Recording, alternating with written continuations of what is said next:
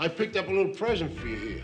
A present for me? From presidential outrage to toilet flushes that made history, All in the Family broke every rule in television's playbook and shocked America in ways no one expected. Behind the groundbreaking sitcom's living room debates lie bizarre casting near misses, improvised iconic scenes, and cultural controversies that reached the Oval Office itself. Here are 15 weird facts you didn't know about All in the Family. 1971. Fact 1. Mickey Rooney predicted Norman Lear's death. When Norman Lear was developing the character of Archie Bunker, he knew he needed someone who could bring both comedy and authenticity to the role of a working-class bigot. His first choice was Mickey Rooney, the legendary actor who had been entertaining audiences since the 1930s. Rooney was a household name with decades of experience in film and television, making him seem like the perfect fit for this groundbreaking new sitcom. However, when Lear called Rooney to pitch him the role, the conversation didn't go quite as planned. Lear began describing Archie Bunker as a bigot who would use offensive language like the word spade on primetime television. Before Lear could even finish his pitch, Rooney interrupted him with a dire warning. "Norm, they're going to kill you," Rooney said, using his nickname for the producer. "They're gonna shoot you dead in the streets." Rooney genuinely believed that American audiences in 1968 were not ready for a character who would openly express racist, homophobic, and prejudiced views, even in a comedic context. The actor thought Lear was making a catastrophic mistake that could not only end his career, but potentially put his life in danger. Rooney's concern reflected just how radical and unprecedented the concept of All in the Family truly was at the time. Television sitcoms had always played it safe, featuring idealized families and avoiding any controversial topics. The idea of centering a show around a character who embodied America's ugliest prejudices seemed like professional suicide. Of course, Rooney's prediction couldn't have been more wrong. After Rooney declined, Carroll O'Connor took the role and turned Archie Bunker into one of the most iconic characters in television history, and Norman Lear lived to become one of the most celebrated producers in the industry. Fact 2. Harrison Ford rejected meathead role. Years before Harrison Ford became an international superstar as Han Solo and Indiana Jones, he was a struggling actor taking on small television roles and working as a carpenter to pay his bills. When Norman Lear was casting the role of Michael Stivic, the liberal son-in-law who would serve as Archie Bunker's ideological opposite, Ford's name came up as a potential candidate. Lear was interested in Ford for the part and approached him about auditioning for the role that would eventually be known by Archie's insulting nickname, Meathead. However, Ford turned down the opportunity without much hesitation. According to multiple sources, Ford's reason for declining was his deep discomfort with the show's central premise. He found Archie Bunker's bigotry too offensive and was concerned that the show would normalize racist attitudes, even though Michael's character was specifically written to challenge and argue against Archie's prejudiced views. Ford worried that a sitcom built around a bigoted character could be harmful, regardless of the show's intentions to satirize such attitudes. It's fascinating to imagine what All in the Family might have looked like with Harrison Ford in the role, though it's hard to picture anyone other than Rob Reiner as Meathead. Ford's rejection of the role had no negative impact on his eventual career trajectory. While he passed on what became one of television's most famous roles, he went on to become one of the highest-grossing actors in film history. Meanwhile, Reiner made the role his own and won 2 Emmy Awards for his performance. Interestingly, Richard Dreyfuss also sought the part but was passed over by Lear in favor of Reiner. Both Dreyfuss and Ford would appear together just a few years later in the 1973 film American Graffiti, which became a major hit. Fact 3. An Oakland Raiders linebacker almost played Meathead. One of the strangest casting decisions in All in the Family's journey to television involved a professional football player who had absolutely no acting experience.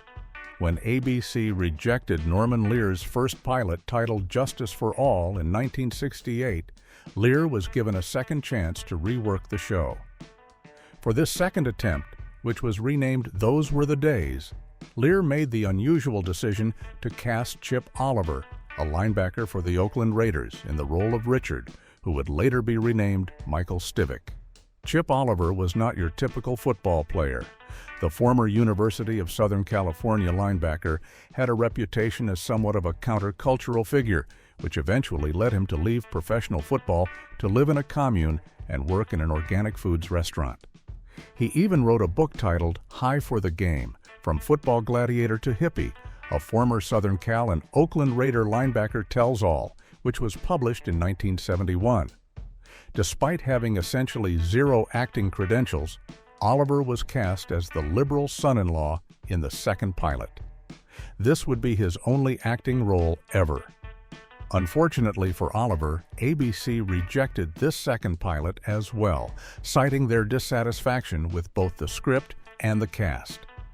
The network was particularly nervous about the show's controversial content, especially after they had recently canceled a sketch comedy show called Turn On after just one episode due to its edgy material.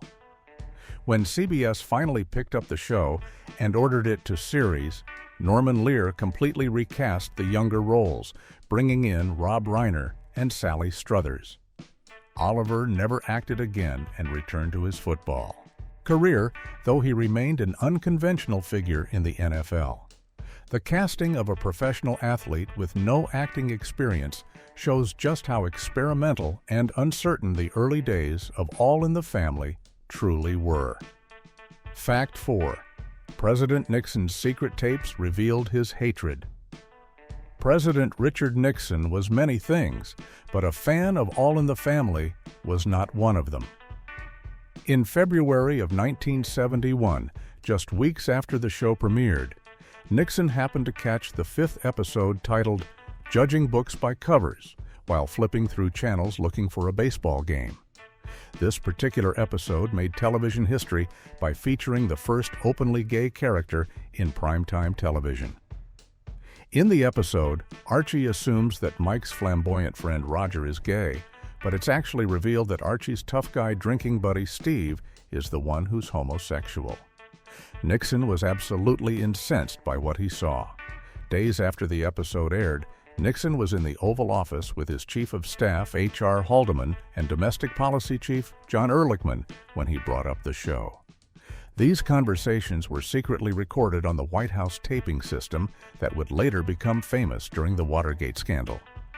On the tapes, which were eventually made public, Nixon can be heard ranting about the episode and demanding that the show be pulled from CBS. He believed the sitcom was promoting what he called the gay agenda, and complained, "The point that I make is that, God damn it, I do not think that you glorify on public television homosexuality." Nixon seemed to think he had been watching a movie rather than a weekly television series, asking his aides about it with confusion. When told it was a regular show featuring a hard hat character, Nixon expressed his disapproval that the show was making the conservative Archie look foolish while elevating the hippie son-in-law. He even went on a bizarre tangent about how homosexuality had supposedly destroyed ancient Greece and Rome. Norman Lear later said he was delighted when he heard about Nixon's reaction, finding it delicious that the president was discussing his show at length in the Oval Office. Fact 5. The famous kiss generated television's longest laugh. When Sammy Davis Jr. appeared on All in the Family in the Season 2 episode Sammy's Visit, which aired on February 19, 1972, nobody could have predicted it would create one of the most legendary moments in sitcom history. Davis and Carol O'Connor were close friends in real life, and the entertainer had expressed his desire to appear on the show during a guest spot on The Tonight Show with Johnny Carson.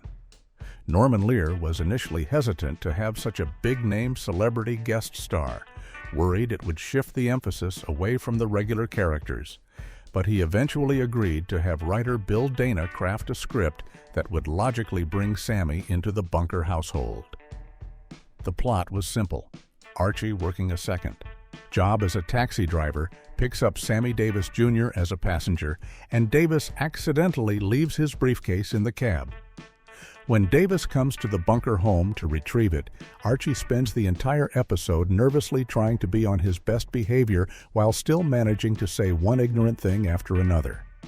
The episode is filled with brilliantly uncomfortable moments as Sammy deflects Archie's racism with charm and wit. But the moment that sealed the episode's place in television history came at the very end. As Davis is about to leave, Archie's boss Munson arrives with a camera to take a picture of Archie with the famous entertainer. At the last second, just as the shutter clicks, Sammy leans in and plants a kiss on Archie's cheek before quickly exiting. The kiss was Carol O'Connor's idea, added during the filming. When it happened in front of the live studio audience, the reaction was explosive. The laughter went on for so long that it had to be edited down in the final broadcast to make room for Archie's shocked final line. Director John Rich later said the audience just went berserk, and that it remains the longest sustained laugh in the entire series. Fact 6. The sock shoe debate was completely improvised. One of the most beloved scenes in All in the Family history came about entirely by accident during the 4th season. The scene appears in the episode Gloria Sings the Blues, which aired on March 2, 1974. In the episode, Archie wakes up Mike early in the morning because they're supposed to go on a fishing trip together. As Mike groggily gets dressed, Archie watches him put on his socks and shoes and suddenly becomes agitated. The reason? Mike puts on a sock and a shoe on one foot before moving to the other foot. Archie is absolutely baffled by this method and insists that the correct way is to put on both socks first, then both shoes. What follows is a hilarious several-minute argument about the proper way to get dressed, with each man defending his method with increasingly absurd logic. Archie argues that if there's a fire, Mike's way would leave him with only one shoe and one sock, making him uneven. Mike counters that if it's raining outside, his way would leave him with one completely protected foot that he could hop around on. Decades later, Rob Reiner revealed that this entire scene was completely improvised. He explained that it happened organically during rehearsal when Carol O'Connor actually walked into Reiner's dressing room while the younger actor was getting dressed. O'Connor genuinely couldn't believe that Reiner put on his footwear one foot at a time, and he started lecturing him about it on the spot. Reiner told the writers about the incident, and they decided to incorporate it into the episode, but much of the actual dialogue was made up on the spot during filming. The scene was performed in front of a live audience, and their genuine laughter can be heard throughout. Even today, fans frequently approach Rob Reiner and tell him that out of over 200 episodes, the sock shoe debate remains their favorite All in the Family moment. Fact 7. Archie's chair cost $15,000 to duplicate. The iconic orange-yellow wing chair that sat in the Bunker living room became one of the most recognizable props in television history, but its journey from thrift store bargain to museum piece created an expensive problem for the show's producers. When the set designers were furnishing the Bunker household in 1970, they wanted furniture that looked authentically working class and worn in. They found Archie and Edith's chairs at a local Goodwill thrift store in Southern California, purchasing them for somewhere between $8 and $10 total. The chairs were likely manufactured in the 1940s, though their exact origin remains unknown. These humble second-hand chairs became central to the show's visual identity, with Archie famously barking, "Get out of my chair," at anyone who dared sit in his sacred seat. The chairs represented more than just furniture. They symbolized Archie's need for control in his own home and became the focal point of countless family arguments. In 1978, Norman Lear believed the show was ending after its 8th season. He arranged for the chairs to be donated to the Smithsonian Institution's National Museum of History and Technology in a ceremony attended by the cast. It was a significant moment for the museum, marking one of their first acquisitions of popular culture artifacts rather than strictly historical or industrial items. However, there was one problem. Shortly after the donation ceremony, CBS surprised everyone by renewing All in the Family for a 9th season. This meant the production suddenly needed replacement chairs for the set. Because the original chairs were now behind plexiglass at the Smithsonian, the producers had to commission exact replicas. Creating furniture that matched the originals perfectly, down to every worn spot and faded area, cost the production $15,000. The original chairs remain at the Smithsonian to this day, where they continue to be among the museum's most popular exhibits. Fact 8. First toilet flush in television history. Today, bathroom humor and toilet references are commonplace on television, but in 1971, American network television had never before allowed audiences to hear the sound of a flushing toilet. This might seem absurd now, but network standards and practices departments were extremely conservative about anything related to bodily functions. The television show Leave It to Beaver had famously shown a toilet tank on screen back in 1957, but only because the plot required hiding a pet alligator in it. And even then, the network refused to allow the toilet bowl itself to be visible on camera. For over a decade afterward, toilets remained essentially invisible and silent on American television. All in the Family changed that during its very first season in 1971 with an episode titled Success Story. The groundbreaking moment occurred when Archie Bunker, in typical Archie fashion, used the bathroom off-screen, and audiences heard the unmistakable sound of a toilet flushing. It wasn't just a one-time thing either. The show's writers began using the toilet flush as a recurring sound effect, almost like a comedic punctuation mark. Television historian Jim Colucci noted that the writers played that toilet like a percussion instrument, using it the way soap operas would use dramatic organ music. The flush would often punctuate a joke or mark a transition between scenes. CBS executive William Tankersley reportedly complained about the toilet flush being used as bridge music, but Norman Lear and his writers stood firm. The inclusion of such a mundane, realistic sound was part of Lear's larger mission to show real American families dealing with real situations, rather than the sanitized, unrealistic versions that had dominated television comedy for decades. This small act of defiance helped pave the way for more honest and realistic portrayals of everyday life on television, proving that audiences could handle seeing and hearing characters be human. Fact 9. Sally Struthers spent $40,000 trying to escape. Sally Struthers won 2 Emmy Awards for her portrayal of Gloria Bunker-Stivic on All in the Family, but behind the scenes, the actress was deeply unhappy with how her character was being written. While Carol O'Connor, Gene Stapleton, and Rob Reiner all had meaty, well-developed roles with sharp dialogue and important storylines, Struthers felt like what she called the fourth banana on the show. She described her typical episode as having only about 3 lines that rotated week after week. "I'll help you set the table, Ma." "Michael, where are you going?" And, "Oh, Daddy, stop it." She told interviewers that when the writers didn't know what to do with Gloria in a scene, they would simply have her go upstairs to take a bath or wash her hair. Struthers felt the older male writers, despite being brilliant, simply didn't know how to write for a young woman.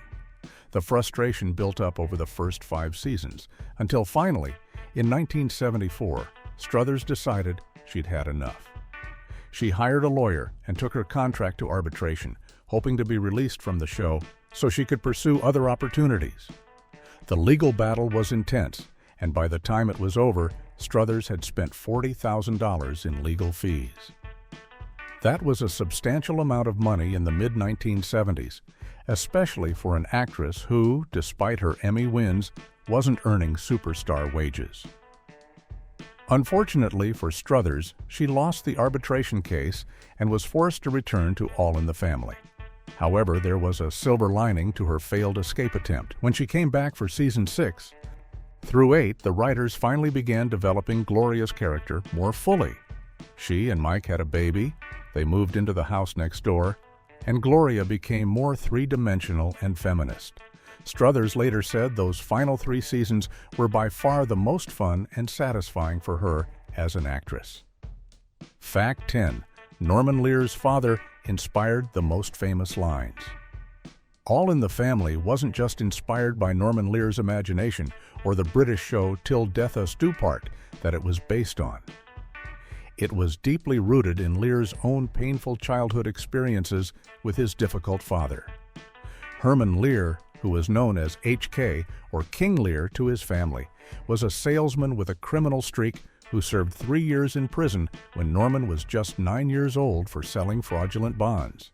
But beyond his legal troubles, Herman Lear was also a loud, opinionated man who ruled his household with an iron fist and had no problem expressing prejudiced views. Nearly every one of Archie Bunker's most famous catchphrases came directly from Norman Lear's father. When Herman wanted his wife Jeanette to be quiet, he would tell her to stifle, which became one of Archie's signature lines to Edith. Herman would call his own son the laziest white kid I ever saw, a phrase that appeared word for word on the show when Archie said it to Mike. Norman would protest, asking his father how he could insult an entire race of people just to call his son lazy, and his father would yell back, "That's not what I'm doing, and you're also the dumbest white kid I ever met."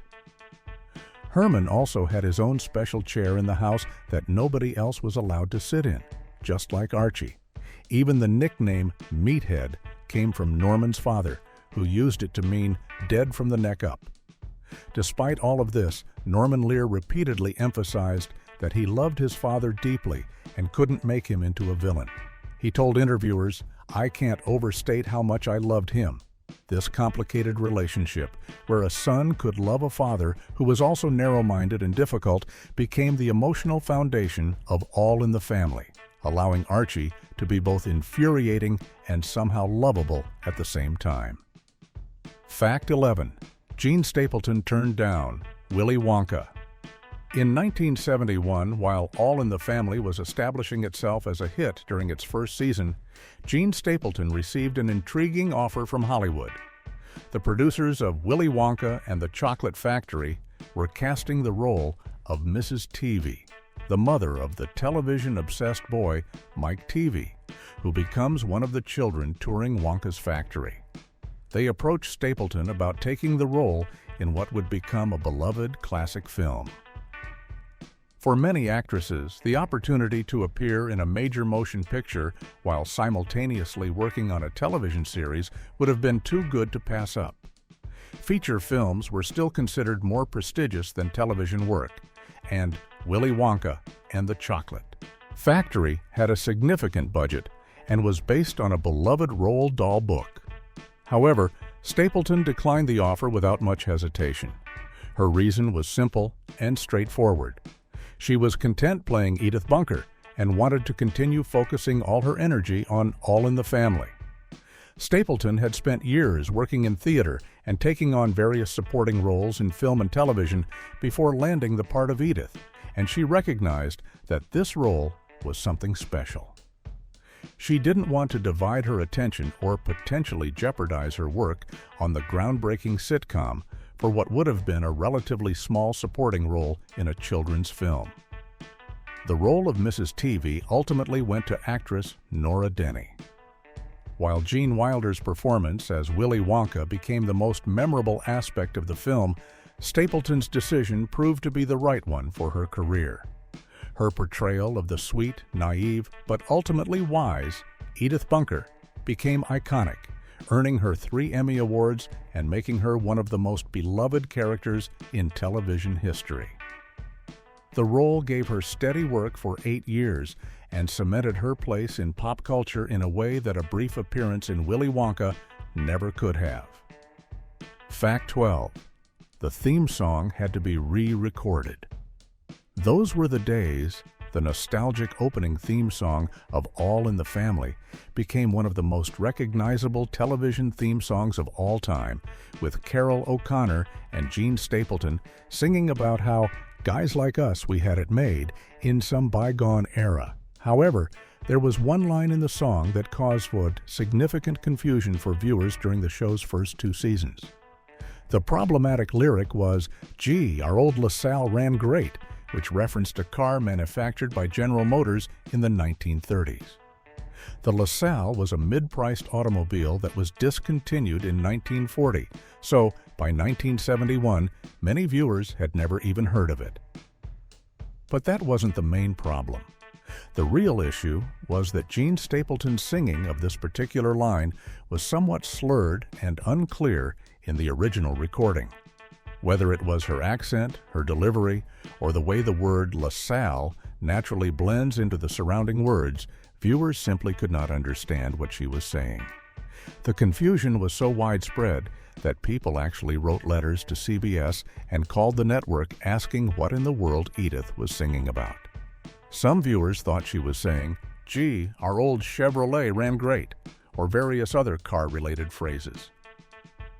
The network and producers received enough complaints and inquiries that they decided to take action. When the show began its 3rd season, they refilmed the opening credits sequence and had Jen Stapleton re-record the theme song. In this new version, Stapleton sang the line much more slowly, carefully, and phonetically, making sure to enunciate LaSalle in a way that viewers could clearly understand. From that point forward, the confusion was resolved, and viewers could finally understand that the Bunkers were reminiscing about their old LaSalle automobile from decades past. It's a small detail, but it shows how even successful shows had to make adjustments based on audience feedback. Fact 13. 3 failed pilots before success. The journey of All in the Family from concept to hit television show was anything but smooth, requiring multiple attempts, different networks, and several cast changes before finally reaching American audiences. Norman Lear first secured the rights to adapt the British sitcom Till Death Us Do Part in September of 1968.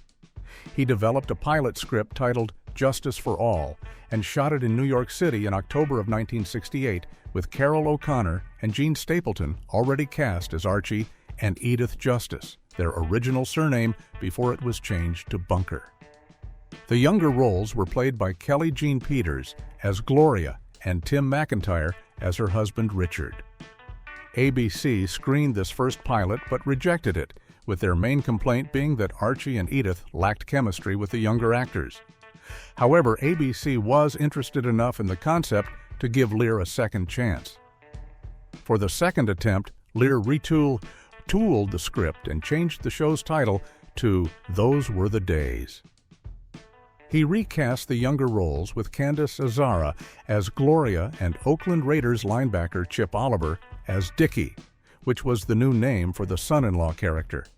This pilot was filmed in Hollywood in February of 1969. ABC's timing for rejecting this show couldn't have been worse for Lear. The network had just canceled a sketch comedy series called Turn On, after only 1 episode due to viewer complaints about its edgy content. ABC executives became nervous about airing any controversial programming and rejected Those Were the Days as well. At this point, CBS entered the picture. Robert Wood had recently become president of CBS and was actively looking to change the network's image by canceling several long-running rural comedies like The Beverly Hillbillies, Green Acres, and Petticoat Junction in favor of more socially relevant programming. CBS executive Mike Dan watched one of the rejected pilots and called it the goddamnest thing I ever saw, but in a good way. CBS picked up the show, and Norman Lear recast the younger roles one final time with Sally Struthers and Rob Reiner. Fact 14. The chairs are national treasures. When Archie and Edith Bunker's living room chairs were donated to the Smithsonian Institution in September of 1978, it represented a significant shift in how America's National Museum viewed popular culture. The National Museum of History and Technology, which would later be renamed the National Museum of American History, had traditionally focused on displaying items related to industrial innovation, scientific achievement, and traditional historical artifacts. The arrival of two worn, second-hand chairs from a television sitcom marked one of the institution's first major acquisitions in the realm of entertainment and popular culture. Museum curator Dwight Blocker Bowers later explained the significance of these chairs, comparing them to the famous Appomattox chairs where Grant and Lee sat during the Confederate surrender. Just as those chairs represented a crucial moment in American history, the Bunker chairs represented the focal point of debates about the social and political issues that defined 1970s America. The donation ceremony itself was a memorable event, with Norman Lear and cast members Gene Stapleton, Sally Struthers, and Rob Reiner all attending. There's a famous photograph of them peering into the display case where the chairs had just been installed, looking both proud and amused that television props were being treated as museum pieces. The chairs have remained among the most visited and beloved items in the museum's entire collection for decades. Families who grew up watching All in the Family make pilgrimages to see them, and even younger generations who discovered the show through syndication are fascinated by seeing these iconic props in person. The chairs have only been loaned out once, when Norman Lear received the Kennedy Center Honors in 2017, and they were used as part of the televised ceremony's set decoration. During rehearsal, Rob Reiner tried to sit in Archie's chair and was immediately yelled at, just like the old days, because museum staff couldn't allow anyone to sit in such valuable artifacts. Fact 15. Norman Lear offered to pay for lost airtime. As All in the Family became more successful. Throughout the 1970s, CBS naturally wanted to capitalize on the show's massive ratings by selling more advertising time during each episode. This was standard practice for networks, but it meant that actual program content had to be shortened to make room for additional commercials. At some point during the show's run, CBS executives made the decision to cut 3 minutes from each episode of All in the Family to create space for extra advertising. For a half-hour sitcom, losing 3 minutes is substantial, representing about 10% of the total running time. This didn't sit well with Norman Lear, who was fiercely protective of his creative vision and believed that every minute of his scripts was essential to telling the stories properly. Lear knew that cutting 3 minutes meant losing important character moments, comedic beats, or crucial dialogue that helped develop the show's complex social commentary. The reduction in time would force writers to compress storylines and potentially weaken the impact of episodes that dealt with serious issues. Lear was so upset about this decision that he made CBS an extraordinary offer. He volunteered to personally pay the network to make up for the lost advertising revenue if they would restore those 3 minutes to each episode. This was not a small financial commitment. We're talking about potentially hundreds of thousands or even millions of dollars per season, depending on the advertising rates. It demonstrated just how much Lear valued the artistic integrity of his show and how willing he was to put his own money on the line to preserve it. Unfortunately for Lear and for viewers, CBS turned down his offer. The network decided that the additional advertising revenue was too valuable to pass up, regardless of Lear's willingness to compensate them. The episodes remained at their shortened length, forcing the writers to work within tighter constraints for the remainder of the series.